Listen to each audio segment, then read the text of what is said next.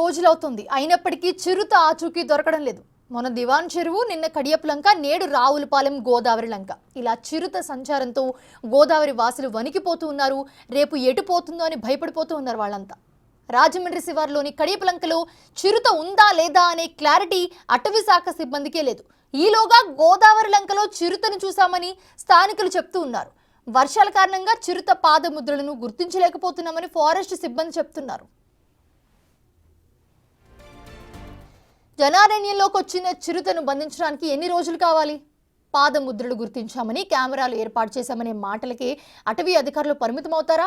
కనీసం ఆ చిరుత ఏ దిశగా వెళ్తుందో కూడా గుర్తించలేరా అనే ప్రశ్నలు ఇప్పుడు వెల్లువిరుస్తున్నాయి.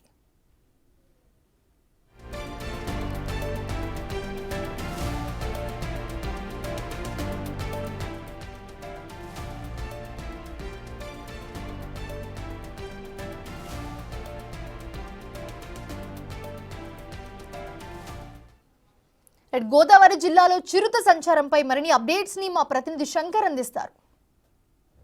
తూర్పుగోదావరి జిల్లా వాసులకైతే చిరుతపులి సంచారం కంటి మీద కొనుక్కు లేకుండా చేస్తుందని చెప్పుకోవాలి. 20 రోజులుగా అయితే ఇటు పక్కన ఏదైతే దివాన్ చెరువు ఏరియా కానీ, ఆ పక్కన చూసుకున్నట్లయితే ఆటో నగర్ కానీ, అలాగే స్వరూప్ నగర్ కానీ, ఈ ప్రాంత వాసులందరినీ శ్రీరామ్ నగర్ ఈ ప్రాంత వాసులందరినీ కూడా ఉనికించిందని చెప్పుకోవాలి. ఆ తర్వాత అటు నుంచి 15 కిలోమీటర్ల ప్రయాణం చేసి కడియపులంక చేరుకున్న చిరుత అయితే ఇప్పటికీ 7 రోజులు గడుస్తున్నా కూడా చిరుత ఆచూకీ అయితే తెలియలేదు. ఫస్ట్ మొదటి 2 రోజులు అయితే చిరుత కాలిజాడలు కానీ ఇవన్నీ కూడా కనిపించినప్పటికీ కూడా తర్వాత చిరుత ఎటు వెళ్ళింది అనేది కనిపించట్లేదు. అయితే జనావాసాలకి చాలా దగ్గరగా చిరుత సంచారం జరగడంతో వారందరూ కూడా భయభ్రాంతులకు గురవుతున్నారు. ఇప్పటికే చాలామంది చిన్నపిల్లలు ఉన్న వారందరూ కూడా వేరే ఊర్లు వెళ్ళి తలదాచుకుంటున్న పరిస్థితి ఇక్కడ కనిపిస్తుంది.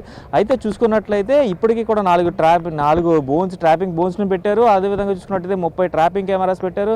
అలాగే అనేక సోలార్ సీసీ కెమెరాలను కూడా పర్యవేక్షణలో ఉంచారు. అయితే ఎప్పటికీ కూడా చిరుత ఆచూకీ అయితే తెలియలేదు. ఏదైతే ఎరగా పెట్టారో దాన్ని బయట కొన్ని బహిరంగ ప్రదేశాల్లో కూడా చిరుత సంచారం ఉందా లేదా అని తెలుసుకునేందుకు కన్ఫర్మేషన్ కోసం అయితే బహిరంగ ప్రదేశాల్లో కూడా ఎర్రను ఉంచారు, బోన్లో కాకుండా. ఎక్కడ ఏ ఎర్ర పెట్టినా కూడా చిరుత అనేది టచ్ చేయకుండానే ఉంది. ఇప్పుడు దాకా చిరుత ఖాళీ అడుగుజాడలు కూడా ఎందుకంటే గడిచిన 3 రోజుల నుంచి కూడా విస్తారంగా వర్షాలు కురుస్తున్నాయి ఈ లంక ప్రాంతాలన్నీ కూడా. చూసుకున్నట్లయితే ఆ కడియపు లంకలోనే ఈ నేపథ్యంలో కూడా పూర్తి స్థాయిలో వర్షం కురుస్తుంది. ఆ నేపథ్యంలోనే ఖాళీ ముద్రలను ఎక్కడ కూడా గుర్తించలేదంటే అధికారులు చెప్తున్నారు.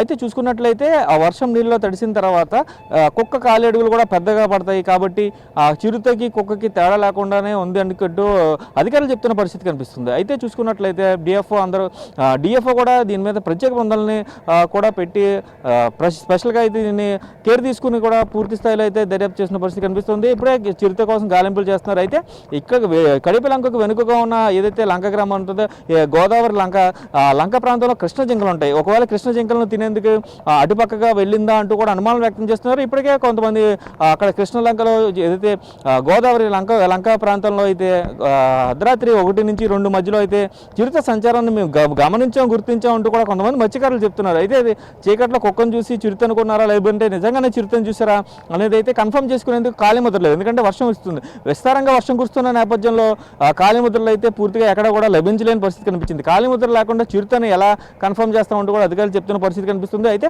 వీరు కూడా ఖచ్చితంగా చూసామని చెప్పట్లా. పులి అలికడైంది, పులి అనుకునే మేము అంతా కూడా భయభ్రాంతికి గురై మకాంకి వెళ్ళిపోయామంటూ కూడా మత్స్యకారులు చెప్పిన పరిస్థితి కనిపిస్తుంది. అయితే 2 నుంచి 3 కూడా చెప్పడం వల్ల ఆ ప్రాంత వాసులందరూ కూడా ఏదైతే రావులపాలెం దగ్గరగా ఉండే ఈ గోదావరి లంక ప్రాంతం అంతా కూడా పూర్తిగా భయాందోళనకు గురవుతున్న పరిస్థితి కనిపిస్తుంది. అయితే వీలైనంత త్వరితగతిన అధికారులు చిరుతను బంధించాలంటూ ఈ గ్రామ ప్రజలందరూ కూడా కోరుకుంటున్నారు, ఈ ప్రాంత వాసులందరూ కూడా కోరుకుంటున్నారు. ఎందుకంటే ఏ పక్క నుంచి చిరుత వచ్చి అటాక్ చేస్తుందంటూ కూడా భయంగా ఉంది. ఏదైతే వేటకెళ్ళేది మేము అంతా కూడా అర్ధరాత్రి వేటకెళ్తూ ఉంటాం. ఏంటంటే 1, 2, 3 ఈ సమయంలో వెళ్తేనే 5 గంటలకల్లా మార్కెట్కి ఫిషెస్ అన్ని కూడా అందించగలం, చేపలను అందించగలం కాబట్టి మత్స్యకారులు మేము అందరూ కూడా ఆ సమయాల్లో వేటకెళ్తూ ఉంటాం ఎక్కువగా అంటూ కూడా చెప్తున్నారు. అదే ఉదయం లంకలో ఏదైతే సాగు చేసుకుంటూ ఉంటారో ఇది కూరగాయలు పంటలంతా కూడా లంకలో ఎక్కువగా సాగు చేస్తూ ఉంటారో అదే నేపథ్యంలో అరటి తోట రైతులు కూడా ఎక్కువగా లంక ప్రాంతాల్లోనే సాగు చేస్తూ ఉంటారు. వారందరూ కూడా ఏదైతే పొలానికి నీరు పెట్టుకోవడం కానీ, మందు కొట్టుకోవడం కానీ, లేదంటే కూరగాయలను కోయడానికి కానీ వెళ్ళేందుకు కూడా సంకోచిస్తున్న పరిస్థితులు ఇక్కడ కనిపిస్తున్నాయి. ఏదేమైనప్పటికీ కూడా చిరుత అయితే గత 25 రోజులుగా అయితే అధికారులతో పాటు ప్రజలు కూడా ముప్పు తిప్పలు పెట్టి 3 చెరువులు నీళ్లు తాగిస్తుందని చెప్పుకోవడంలో ఎటువంటి అతిశయోక్తి లేదని కూడా చెప్పుకోవాలి. పూర్తిగా ఈ చిరుత భయం అయితే ఇంకా తూర్పుగోదావరి జిల్లాని వదలలేని పరిస్థితి కనిపిస్తుంది. అదైతే ఉమ్మడి తూర్పుగోదావరి జిల్లాలో చిరుత కలకలం అనేది ఎప్పటికీ కూడా వేడని మిస్టరీగానే మిగిలిపోతుంది అనే చెప్పుకోవాలి. కెమెరామెన్ రవితో శంకర్, బిగ్ టీవీ, తూర్పుగోదావరి.